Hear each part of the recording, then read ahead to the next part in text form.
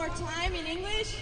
But before starting, I just wanted to say something short that today that we are standing here a few meters from us, there are refugees that they started a hunger strike and they started their struggle a few months ago for their rights, and they have specific demands from the government for their rights. And we see actually a strong link between these movements, because the refugees who come here, they're coming here because of the hard time and dictatorship in their countries, or because of the wars that are happening in their countries. We are against all the wars and all kind of dictatorship and all kind of militarization.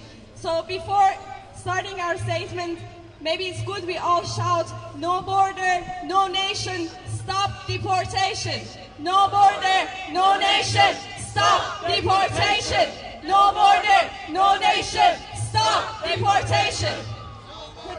No nation, stop deportation. Thanks. No nation, stop deportation. So, I start the statement and then he will continue. US elections are nearing, and both candidates' policies concerning Iran and Israel are centerpieces of their foreign policy. This time, Iranians and Israelis come together to say, this is where we draw the line. The Iranian-Israeli Circle against war, sanctions, occupation and state oppression is holding a demonstration today in Botschaft Berlin in front of the American embassy to protest the illegitimate way the election campaigns of both government Romney and President Obama have instrumentally politicized Israel and Iran in order to cynically sway US voters.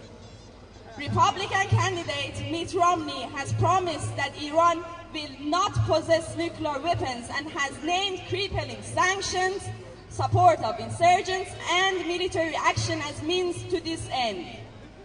US President and Democratic candidate Barack Obama calls for taking diplomatic measures instead, while assuring US voters that if Iran ever posed a serious threat to us, they wouldn't stand a chance. Vice President Joe Biden recently declared that with pride that the sanctions designed and promoted by the Obama administration against the Iranian economy are the most crippling sanctions in the history of sanctions. Both candidates use Israeli security and Iranian liberation from tyranny as alibis for their mutual platforms of inhuman economic sanctions and war posturing. However, it is clear that neither sanctions nor war promote either Israeli safety or the Iranian opposition. An attack on Iran would cost many lives in Iran, Israel, Palestine, and the Middle East, as according to the US military's own assessments, it would result in all-out regional war. The human cost of such a war will even surpass those of Iraq and Afghanistan, the two other instances where war was justified as attempts to democratize and stabilize the region. Nobel Prize winners Obama and the European Union claim that sanctions are a diplomatic, acceptable measure meant to avoid war. This despite mounting historical evidence of how US orchestrated economic sanctions have devastated regional populations since the Gulf War.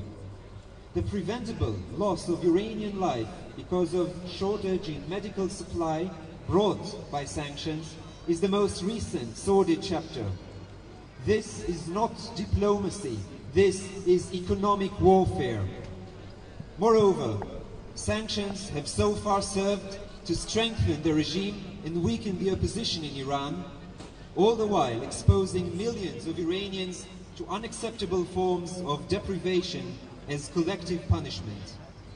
Similarly, war threats and war have been known to serve both the Iranian and the Israeli governments as an excuse for increasing repression and to silence opposition, both to the Iranian totalitarian regime and to the oppression of Palestinians by Israel. We as Iranians and Israelis who would, as others in the region, be immediately affected by such policies, regardless of the outcome of the US elections, oppose this new imperialism in the form of illegitimate intervention by foreign powers in the future of our countries and societies. Our opposition is as strong as our support for the uprisings of the people of the Middle East, who are the only legitimate force to determine their own future.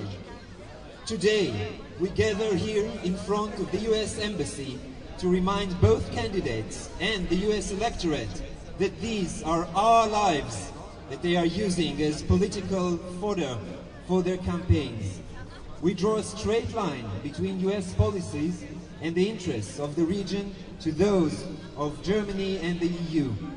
To symbolize this connection, we are standing here in front of the embassy and we want to march to the German parliament, to the Bundestag, to show how these interests are connected. Join us in this demonstration and thank you for coming. Thank you very much.